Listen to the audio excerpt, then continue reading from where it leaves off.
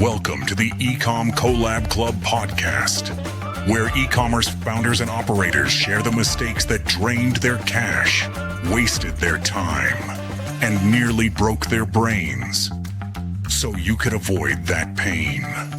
Fucking great. No one ever listens to me. Hosted by Adam Pearce, co-founder of the eCom Collab Club, and Blend Commerce, the Shopify CRO agency. All right, so Simon Green, co-founder of Sprintr. What is on your mind this Monday afternoon?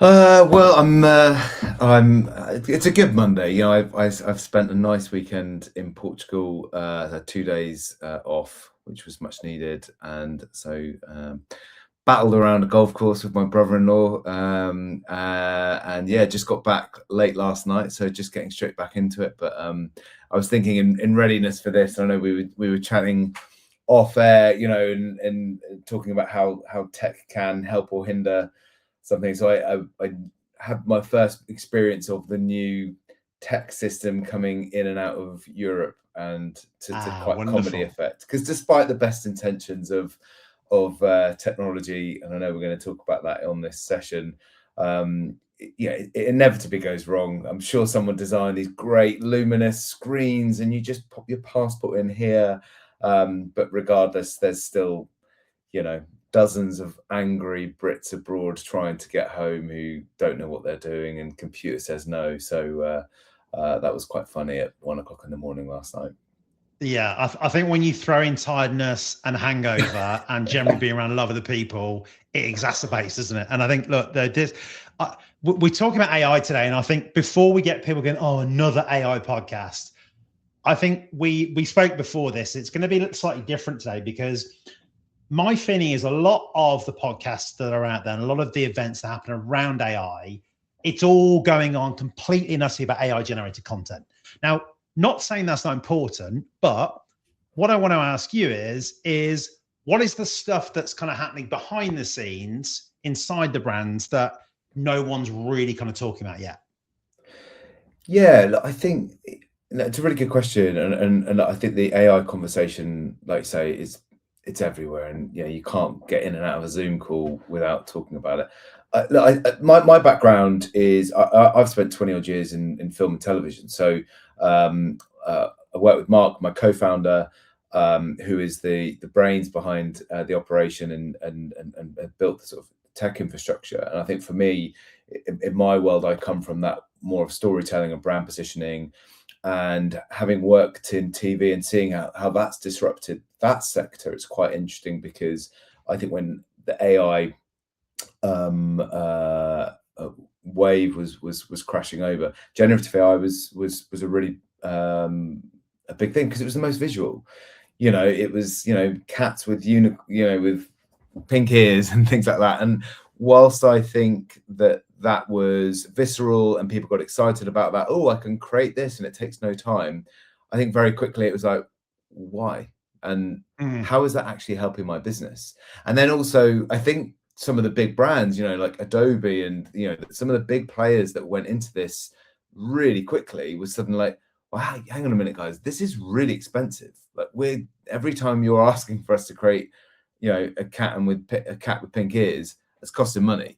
And so I think the commercial model of AI was having to be, you know, fixed really quickly. And generative was not driving any particular value on the outcome, and it was having a huge amount of cost in the middle. So I think that when you ask the question about what's happening behind the scenes, I think it's more around, I think people are just tapping the brakes, being like, why are we doing this? Like, what's the benefit from this? And so certainly in that world that I've come from in film and TV, I think there is a place for that generative world. You know, so I think, you know, in VFX and being able to do, you know, not have to do entire reshoots stuff, it has a commercial benefit, but it's being done very carefully now. But I think also where we're seeing the real value is around saying, okay, operationally, how is this driving value to my business? So I think that when you actually think where are the benefits to my business, and how are they actually talking about AI now, it's around where they're spending time. I think people realize actually, where is the friction in the business? Where do I spend time? Where do I waste time? Because actually creating content and whether that's image or copy, etc., that is also another task. It's another time drain if you're not doing it right. And actually, I think it's when you think about, certainly in the world of e-commerce, how long do you spend updating listings? How long do you spend, or do you have time to spend checking your competitors and looking at pricing and catalog issues and those sorts of things?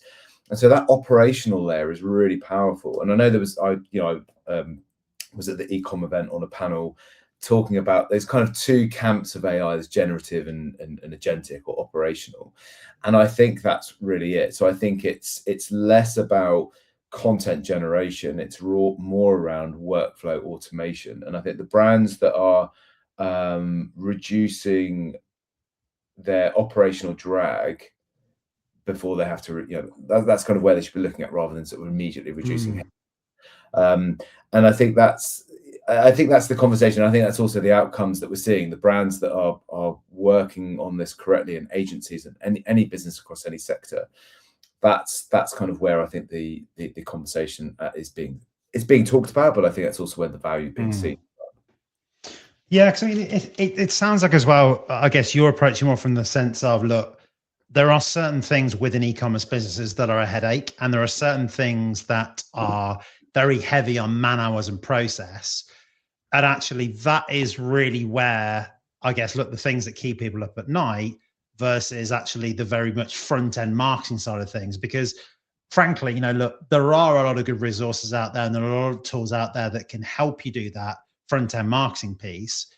But actually, in terms of tapping into saving that time and saving the effort, there's probably less that people are aware of that can happen, I suppose. Yeah, I think it's a good question, because I think there's kind of some known unknowns. I think lots of people are still scared about it. Some people don't really know AI. I mean, it's funny because I work across, in different pockets, and I'm talking about AI and its uses and its development from lots of different facets on a daily basis. And I was chatting to someone last week, and who was also in the AI sector, and I sort of said to him, I was like, it's interesting that we're having this conversation about what's going to happen next and this, that, and the other, but actually, statistically, we are still in the top few percent of people having this conversation. Yeah. There is a huge majority of people that don't use AI, don't really want to, don't understand it, and don't. So we can get into like, oh, do you use ChatGPT and Claude, etc., etc.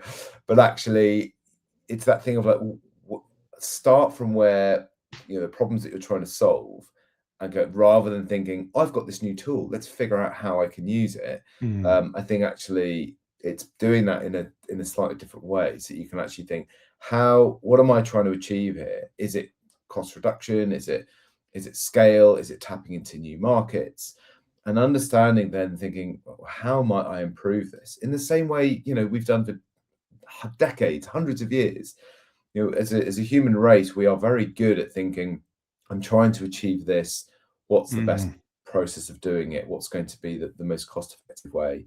But you're still going to need humans in order to guide this.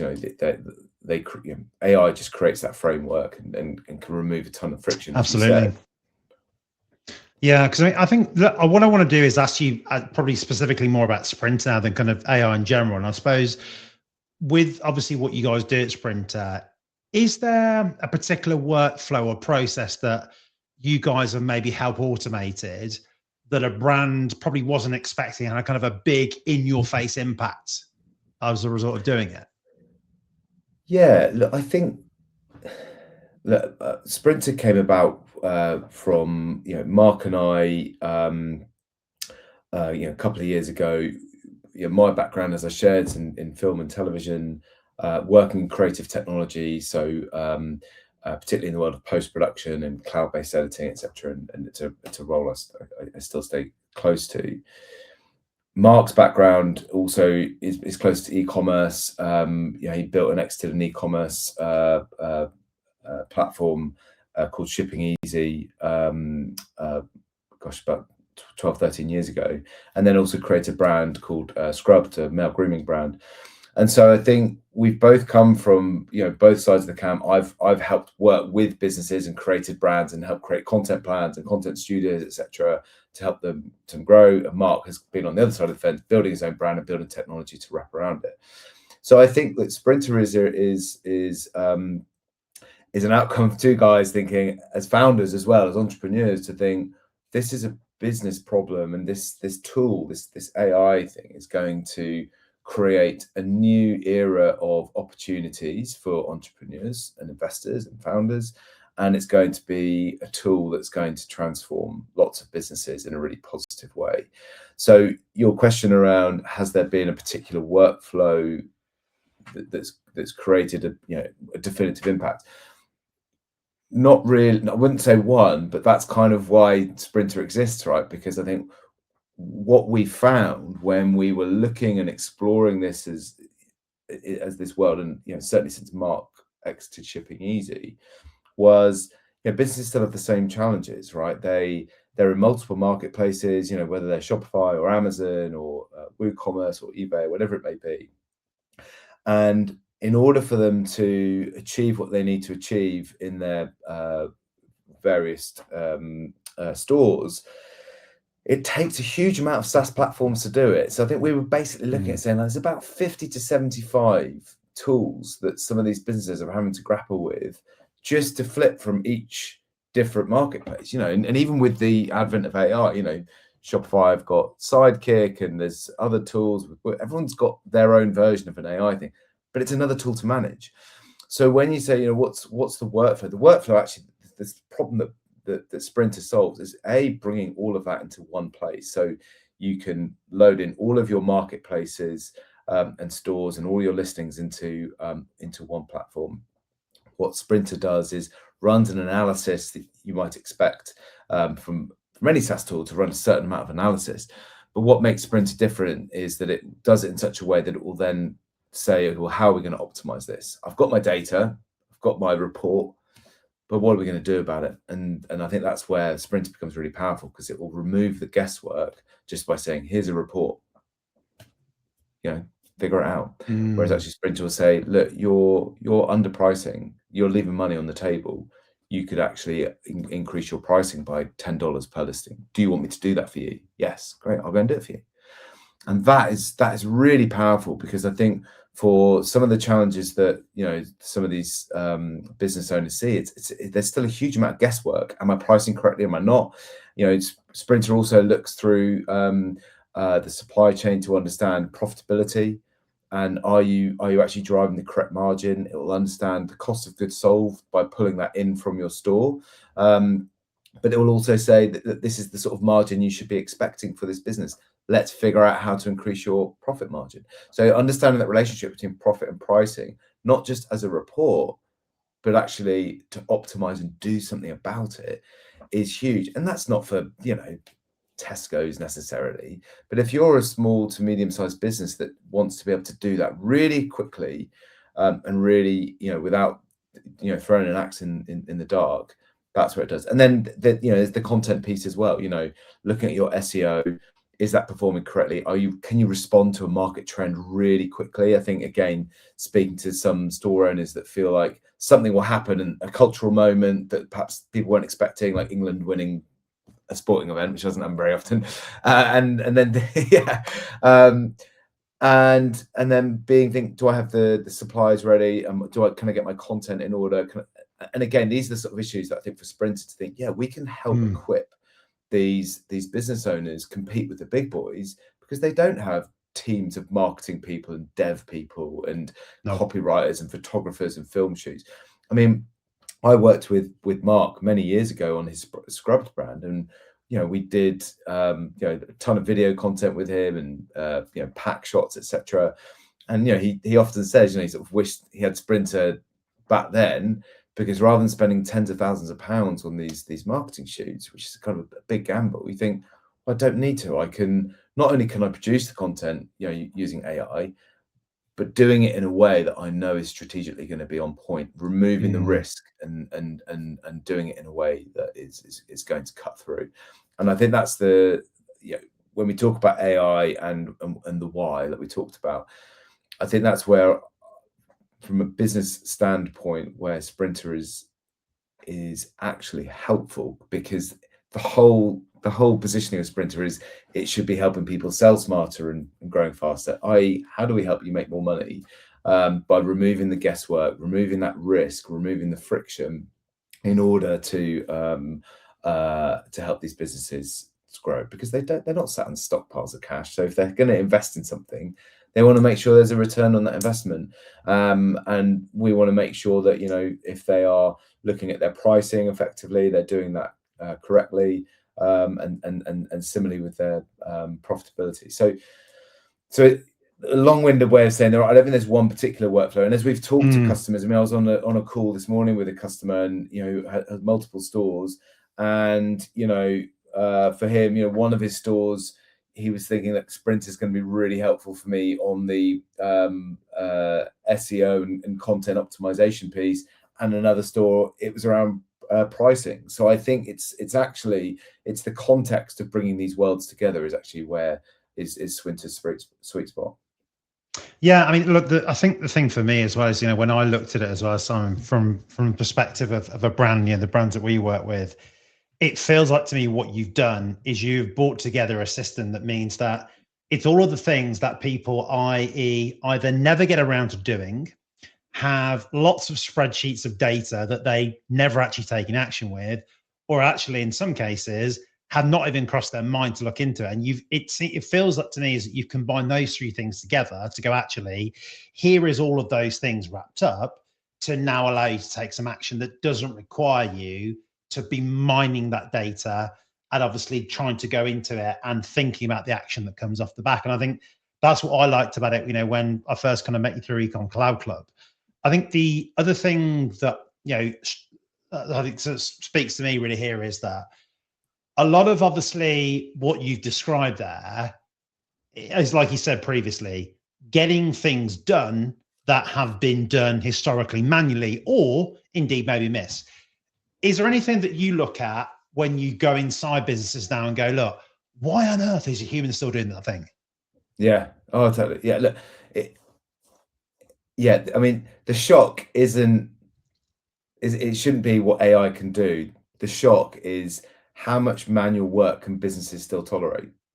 I think that when we go into businesses, absolutely right. I think like doing competitor analysis and pricing, inventory, these are all manual tasks that are still being done as manual tasks.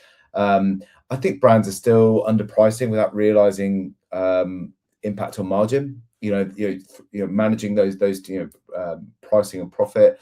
And I think being able to, where Sprintr really helps is identifying products that are sitting quite low in market demand as well. So understanding that market and at that, I think you don't need to be in our sector to realize markets are moving very quickly at the moment.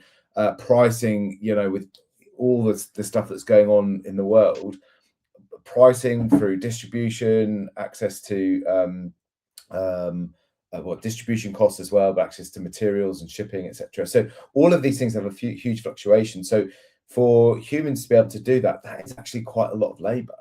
And that's really, where we've seen some really fantastic use cases is people saying, well, I have 3 or 4 people doing this. How can I actually and they have real use doing, much higher value work that they can sell on to clients. So why would you have them doing the grunt work? And I think, people talk about, AI is coming after our jobs. And, is that the sort of line is, well, learn AI then and be more employable. And I think that for I think that's true with some of these jobs actually. What Sprintr does is allows you to understand and very quickly remove guesswork from pricing. Yeah, and that's happening. You shouldn't be fighting against that. Inventory, anything that is data entry later, inventories, pricing, profit, looking at market trends. But I think where, certainly from an agency point of view, we've been chatting to a few agencies within the Ecom Collab Club, and I think initially some thought, oh, are you going to be a threat to agencies? Well, no, we're a really helpful tool for agencies, because what we can do is remove a lot of that grunt work that you're having humans doing, and get those humans actually earning higher value work, strategic work. And be open with your customers. Say, we've got this great tool, we're using it, and it's going to be fantastic. It's going to give you better results faster. We'll be able to do more work for you and actually do higher value work. Everyone wins.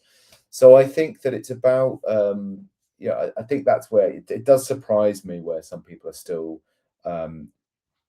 doing this work. And I don't think it's a case of saying you can just remove that person. It's actually thinking, I could make more revenue out of that person's role by allowing them to do the job that they're probably better to doing, rather than doing grunt work.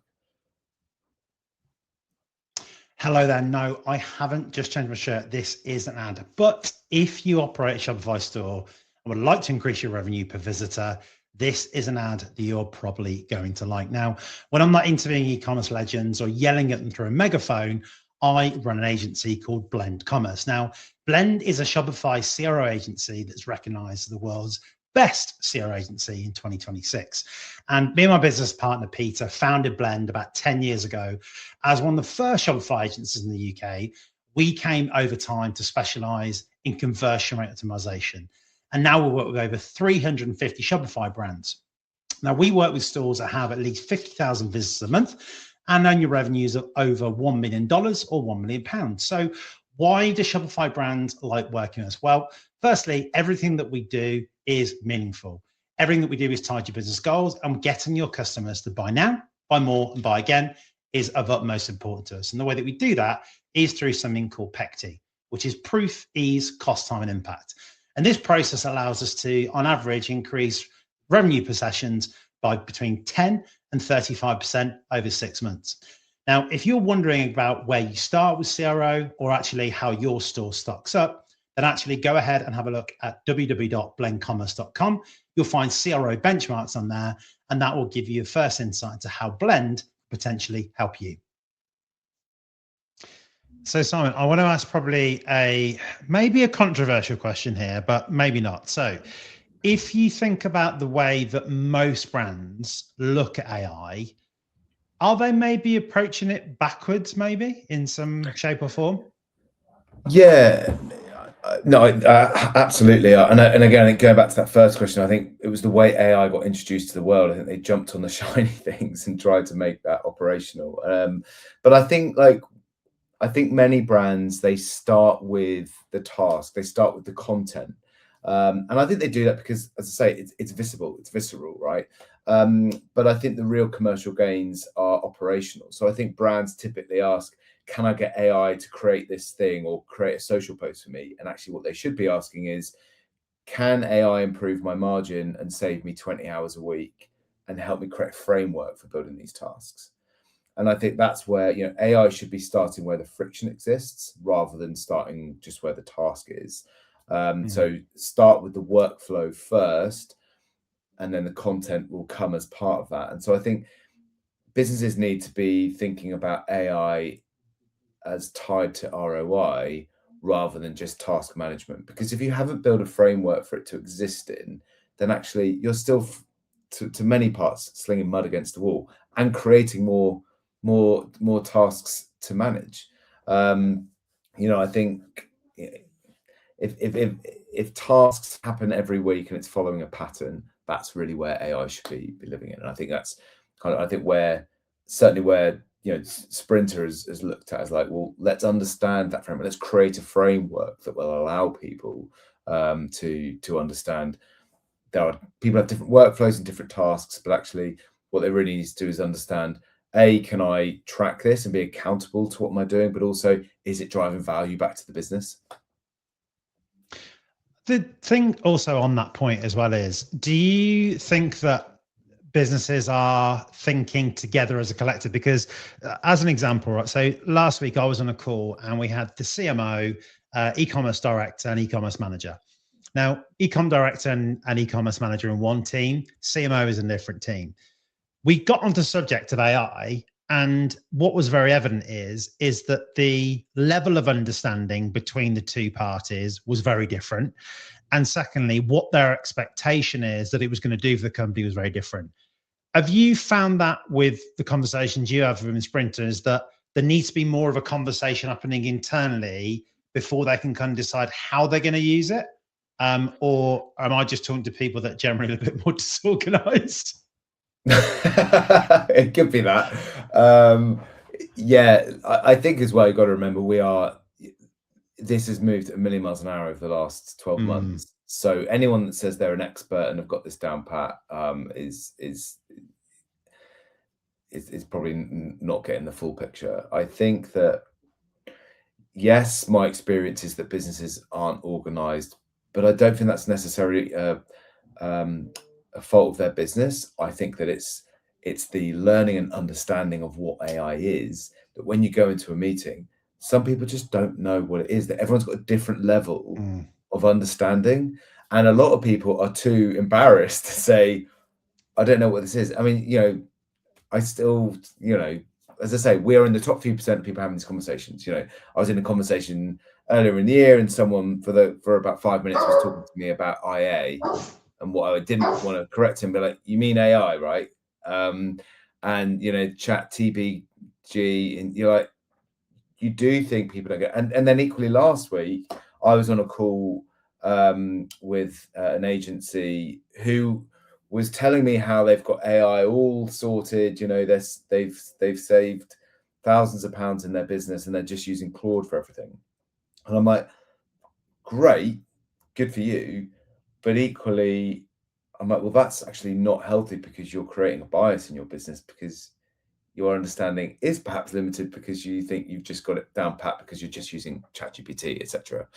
And so I think that, and I'm not saying that I certainly, as I say, Mark's probably the brains on that side of things, but I'm not trying to do a hard sell on Sprintr here, but I think one of the bits that we looked at was that, because we realized that actually you can create a bias, you can get hallucinations and all the challenges that everyone understands about AI. And I think that Mark often uses the analogy, when he began shipping easy over a decade ago, was that if you're in the SaaS world, if you are having to open 12 website tabs to do a task and you can condense that to one, you've got yourself a business.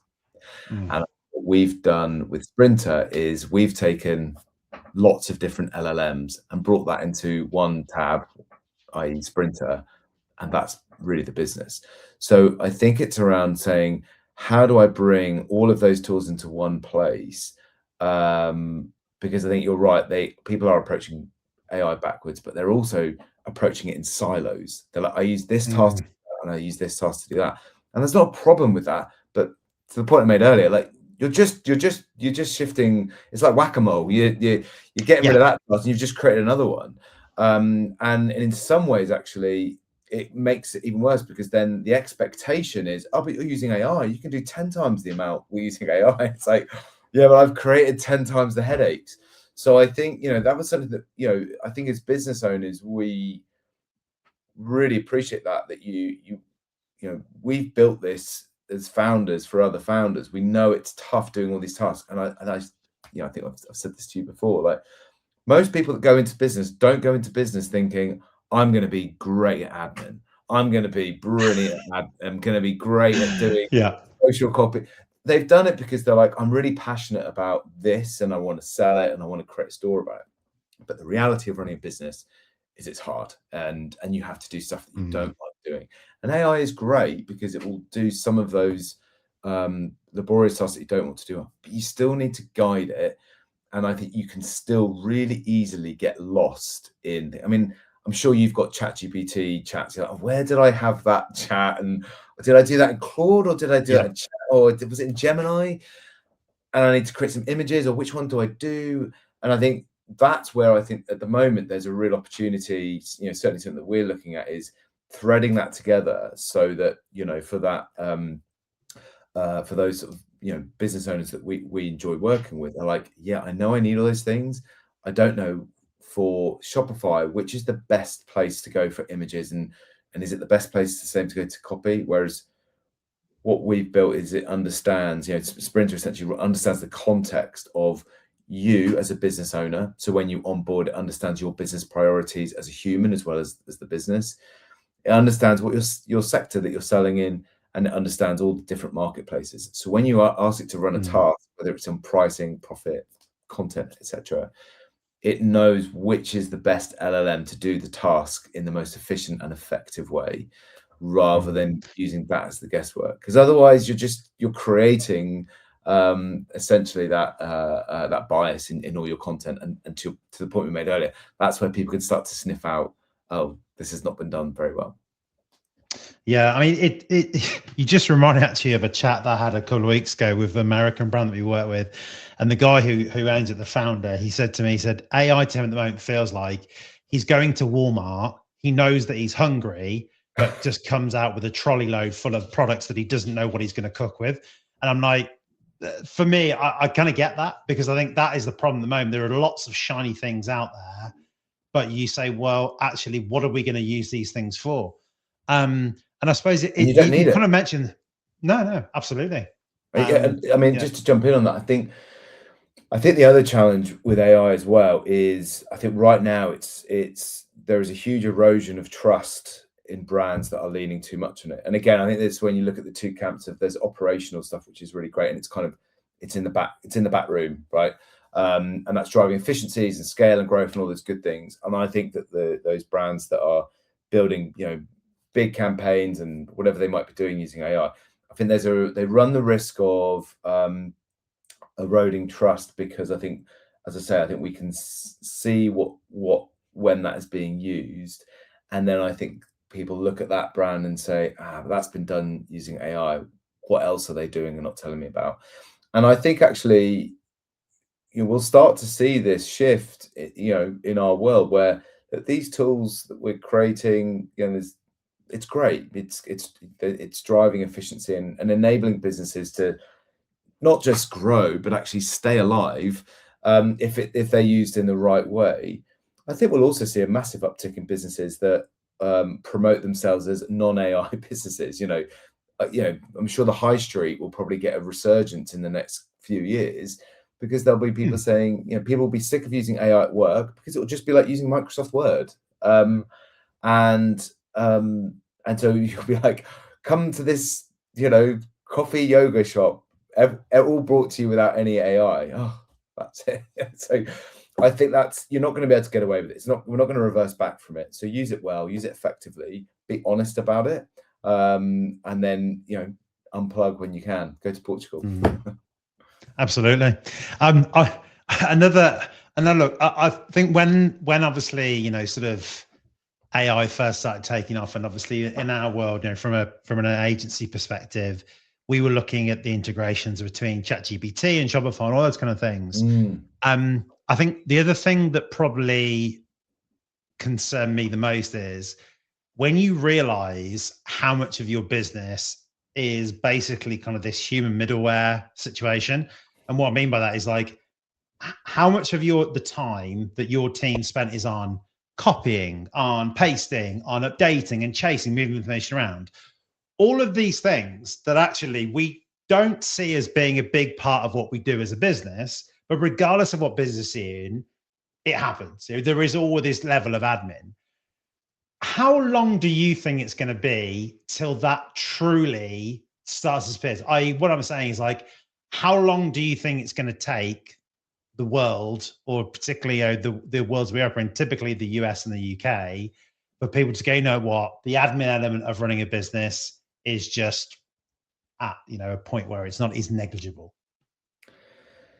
Yeah, I mean, I think it could happen quicker than we think. I mean, I think a huge amount will happen over the next few years. I almost think as well, people will go too much and then bring it back a little bit, for the reasons that we talk about. But I think the focus will be on that human touch, because humans like other humans. I think some people are more comfortable with, if you look at the world of,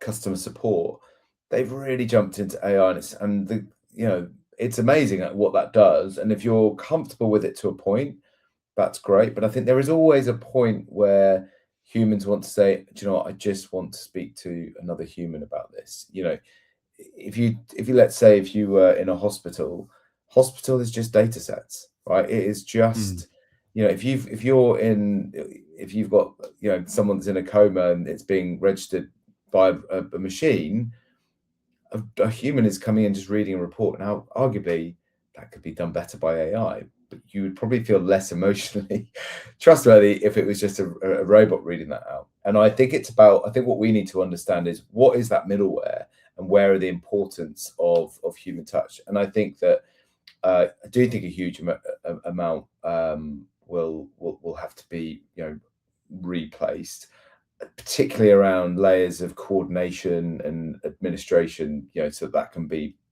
you know, shrunk down. And I think software systems that can, you know, now use agents to speak to each other and remove the drag in between, that's also a huge piece of whatever sector you're in, that shift between one system to another. You know, and in the world of e-commerce, it's full of repetitive operational workflows. So anything that can just be done and recycled and repeated and learned from. So I think you know, those sort of real world examples is like, you know, as we're looking at, you know, automated repricing, intelligent stock management, AI driven merchandising, and AI routing between tools and platforms. And I think teams can become smaller, but they can also become more strategic. So I think it's like humans basically they start acting as human, almost like as human APIs between disconnected systems. And I think that's really what we're going to see.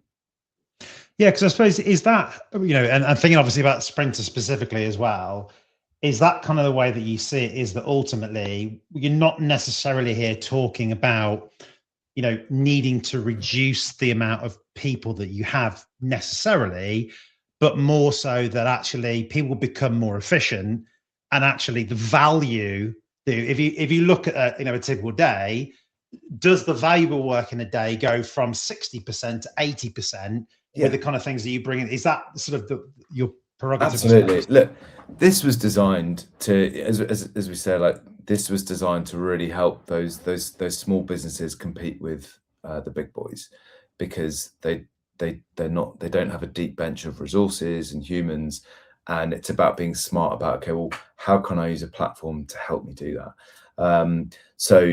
But that equally, like with the bigger organizations, you know, we're speaking to a few of them, they have the same challenges magnified, because for them it's about, where do I prioritize my time? If I've got a team of 40 people, they're on data overload. Where do we tell them to prioritize? So I think both big and small businesses have the same challenges of, like, what's my priority today? What do I do? And some of that will be really obvious, some will be really hard, and some of it is driven about, like, what's my skill set? Certainly if you've got a big team, you can find the right person that's got the skills.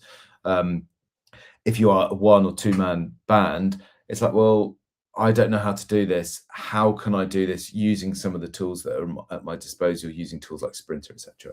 And I think that's really where what we want to try and do is close the gap, because I do think consumers we like to champion those smaller brands, and I think those smaller brands have an ability to be fast and agile, but the gap is, like, can I respond fast enough? Can I create fast? Can I price it correctly? You know, am I going to stay in business if I get this wrong? And, you know, I think one of the cool things is being able to use a tool like Sprintr and not think, well, I have to, you know, wait till the end of the month to figure out if this was right or wrong, to actually run simulations and think, is this pricing going to work for me? What happens if I create bundles? And, you know, suddenly you've got a CRO, a CMO, all in your pocket, and you've got, you know, a team of experts, but you're not having to manage a team of experts. And anyone that's managed, you know, highly qualified, highly experienced people, they could be hard to manage. And really, you just want their skills and their output. And I think that's a really key thing as well, is, like, you want to be able to get the outputs, the outcomes, without having the drag and the cost of managing those sorts of capabilities. I mean, I think the thing here too is, if, you know, again, let's kind of think about kind of a practical situation here. Look, regardless of whether guys, I'm going to give some more information about Sprintr at the end. Obviously, it's about how to find out about you guys. But if, let's say, we think about a brand, a Shopify brand doing, say, £10 million, $10 million a year, regardless, obviously, of what tool that they use, what would you say are the top 3 things that they should look to automate in the next 3 months? What would those be based on what you've seen? Yeah, I think pricing optimization is a big one, and doing it quickly. So I think it has the biggest direct impact on profitability. So you want to remove the guesswork of that. And I think a lot of brands do leave money on the table. And I think AI will be able to react faster than humans on that. And I think it is that. And look, I get it, not all brands can change their pricing as quickly, but many disruptors can. I think secondly is around listing optimization and looking at the catalogs. So again, I think within there's a lot of revenue leakage within there. There's poor SEO, poor content optimization, that can respond to market trends and create content around that. And again, we talked about AI, being an erosion of trust, but I think this content is around, can I create pack shots that are going to be right for the seasons, etc. But that's not going to cost me £15,000 to do that. Weak descriptions, the inconsistent product data, these are all things that you should be able to look at competitors and analyze and optimize really quickly.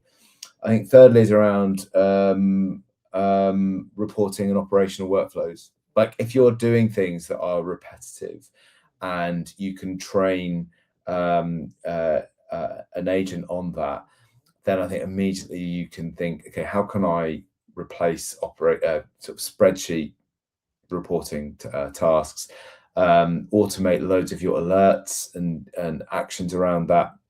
I think really one of the big things that we talk about with Sprintr is we want to free up time, because there is just hours of admin and chasing and all these things. What you choose to do with that time is up to you. One of the things that we spoke, this began as many businesses just as a pocket, 2 guys with a pocket full of dreams and a bit of side hustle.